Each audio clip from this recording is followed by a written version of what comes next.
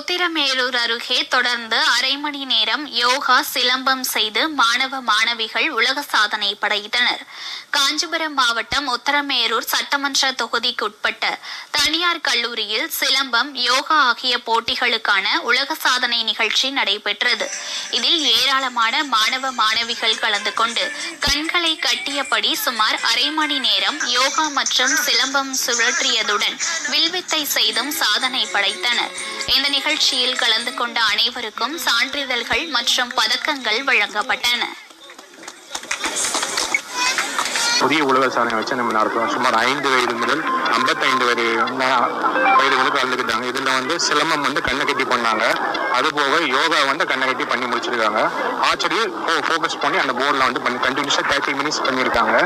இது கிரகாமல் உலக சாதனை மூலியமாக நாங்கள் அக்செப்ட் பண்ணி நாங்கள் சர்டிஃபிகேட், மெடல் ப்ளஸ் அவங்களுக்கு இஷ்யூ பண்ணுறோம்.